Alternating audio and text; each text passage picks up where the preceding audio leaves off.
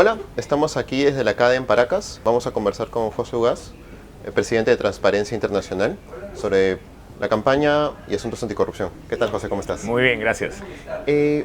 Por lo que se ha visto hasta ahora, da la impresión de que el asunto, los temas anticorrupción han estado fuera de la campaña hasta el momento. Ya hemos, quizás tienen poco tiempo, pero no se ha hablado mucho. Y aparte tenemos unos candidatos que tienen varios cuestionamientos en cuanto a temas de corrupción, han sido investigados, el mismo partido, los partidos han sido investigados.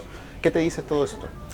Mira, es realmente llamativo, primero porque la corrupción está en el tope de la agenda, en los escándalos cotidianos. Todos los días abrimos los diarios, prendemos la radio, vemos la televisión y hay un tema de corrupción. Sin embargo, este gobierno que se va no ha dicho absolutamente nada. Se estrenó muy mal con el primer vicepresidente teniendo que renunciar, creo que a las 2 semanas de nombrado por un escándalo de corrupción, el señor Chejade, que hoy día se rasga las vestiduras acusando a su ex jefa, la señora Nadine Heredia. Y luego en los mensajes del 28 de julio y en las propuestas del gobierno hemos escuchado muy poco o nada sobre el tema de la corrupción. Y ahora realmente llama la atención que ninguno de los candidatos, los que tienen opción y los que no tienen opción, tenga una propuesta clara en la materia. Se rumorea que van a llamar a algunas personalidades que en su momento estuvieron vinculadas a casos en los que tuvieron un rol anticorrupción, pero parece que están huérfanos de ideas o nos quieren sorprender a última hora con planes que no conocemos o simplemente no hay voluntad política para enfrentar el problema más allá de la retórica, la demagogia, el bonito discurso, pero la poca concreción en planes objetivos, ¿no? Visto desde ya una perspectiva un poco más global, ¿qué es lo que podría esperarse de un candidato en campaña en asuntos anticorrupción? Ya visto desde otras, de repente, ¿es un tema común en la región? ¿Es un tema Mira, muy peruano? la región está pasando por un momento muy interesante. Esto, no solamente porque es una región que ha tenido siempre niveles muy altos de corrupción, sino porque ahora están sucediendo hechos positivos en materia de lucha contra la corrupción. En Guatemala están presos el presidente y la vicepresidenta, procesados por un caso de corrupción inmenso. En Honduras, cientos de miles de personas se están movilizando y han habido grandes manifestaciones exigiéndole a su gobierno tomar decisiones en casos anticorrupción. En Brasil hemos visto las movilizaciones de millones de personas y hoy día cómo fiscales y jueces están llevando a prisión a los líderes de la élite económica y política del país, al punto que hoy día se discute si la presidenta Rousseff va a terminar su mandato o no por un tema de corrupción. Y en el caso del Perú han ocurrido algunas cosas interesantes, pero siempre por demanda y presión de la sociedad civil. Se ha destituido a un fiscal de la Nación por sus vínculos presuntos con el crimen organizado, se ha destituido a un miembro del Consejo Nacional de la Magistratura que evidentemente no tenía las condiciones requeridas para el cargo, y hoy día tenemos una población más vigilante. Por eso es llamativo que no esté en la agenda política de los candidatos propuestas concretas de lo que piensan hacer en esta materia, ¿no? Tenemos a una candidata cuyo padre está en prisión condenado por corrupción, tenemos a un expresidente que está candidato de nuevo que ha sido investigado, tenemos varios candidatos que han sido cuestionados. ¿Qué crees que deberían hacer?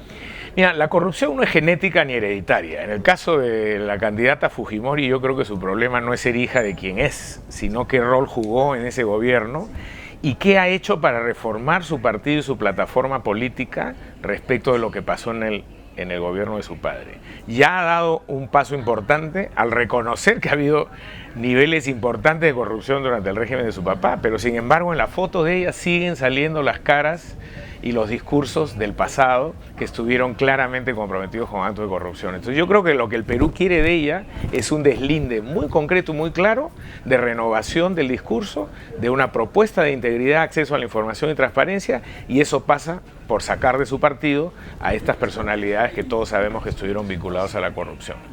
En el caso de los demás, efectivamente hay situaciones muy cuestionables. Un candidato al que se le está vinculando con investigaciones de narcotráfico, posibles vínculos con actos de corrupción que vienen del Brasil, otro candidato que está siendo investigado por compras que no puede justificar, un cuarto que está utilizando recursos de una institución privada y que además ha sido objeto de una investigación periodística que demostró que utilizaba recursos del gobierno regional para financiarse él y a sus personajes cercanos. Entonces creo que la oferta electoral no es buena. Y por lo tanto, frente a una oferta electoral como la que estamos teniendo ahora, lo que nos corresponde como ciudadanos es exigir al máximo a estos candidatos propuestas bien concretas que podamos monitorear y en caso de incumplimiento exigir, ya sea en las calles o en los tribunales.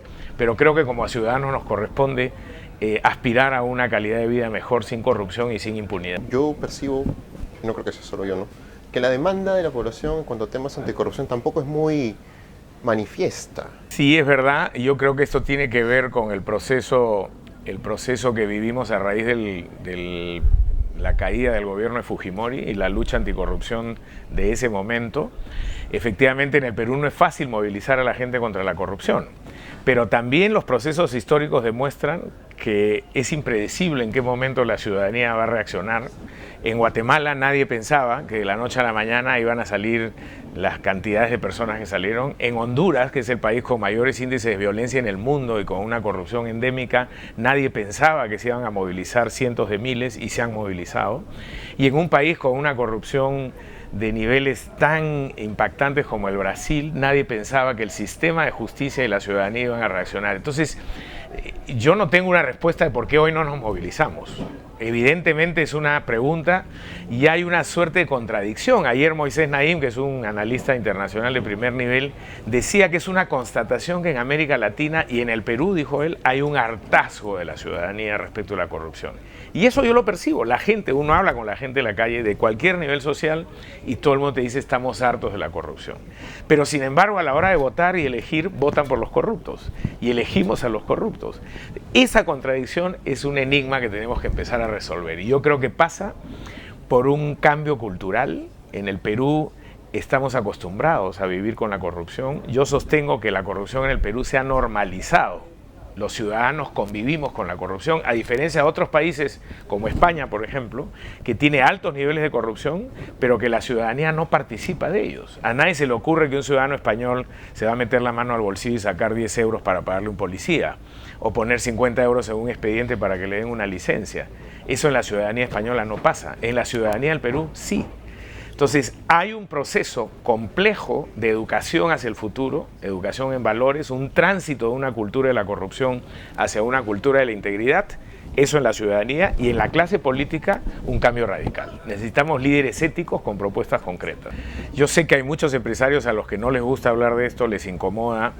Fundamentalmente, cuando uno pregunta a los empresarios cuál es su situación respecto al problema de la corrupción, señalan que son extorsionados por autoridades corruptas y que no les queda otra salida que avenirse a los pagos, a los sobornos, etc. Sin embargo, creo que hoy en el sector privado, esta clase empresarial que dirige los gremios ha tomado conciencia de que ser parte de la corrupción es más costoso en términos de negocio que oponerse a la corrupción y a la impunidad. Por un lado, en términos económicos, y por otro, en términos de calidad de vida. Yo el año pasado he escuchado de jóvenes empresarios en este mismo evento diciéndome que pensaban irse del país porque no querían que sus hijos crezcan en una ciudad o en un país donde un sicario puede matar a alguien a las 3:30 de la tarde en el centro de Miraflores o Barranco o San Isidro. Y eso, la inseguridad ciudadana, también es producto de la corrupción. Tenemos una policía penetrada por el crimen organizado, falta de planes porque alguien interesadamente está digitando eso. Entonces creo que hoy este empresariado en proceso de transición, ayer hemos escuchado cosas muy interesantes, por ejemplo, de un gobernador que es un empresario privado de esta región de Ica, señalando que el tema fundamental de la falta de infraestructura en el Perú pasa por el tema de corrupción. Y hemos escuchado a un analista internacional diciendo que es indispensable en la prioridad número 1 del Perú reformar el sistema de justicia que tiene que ver con la impunidad y con la corrupción. Entonces, es un tránsito incómodo porque creo que el debate en tema de corrupción se ha ideologizado. Los empresarios por mucho tiempo han pensado que quienes proponíamos reformas en esta materia somos caviares, venimos de la izquierda, confunden el tema de corrupción con derechos humanos y ahí se complica un poco el discurso. Pero me parece que hoy hay una clase líder, una dirigencia empresarial que está mucho más lúcida en esa materia, a pesar de que se están oponiendo a la propuesta de la OECD, que a mí me parece que es fundamental. El gran argumento de la CONFIEP para oponerse a la propuesta de la OECD es que con un sistema de justicia como el que tenemos, ineficiente y en algunos casos corrupto, se va a victimizar a las empresas. Yo lo que digo es, lo que trae la OECD en sustancia no cambia mucho de lo que el Código Penal ya dice, y creo que sí ayudaría a incrementar los niveles de buena gobernanza en las empresas privadas del Perú.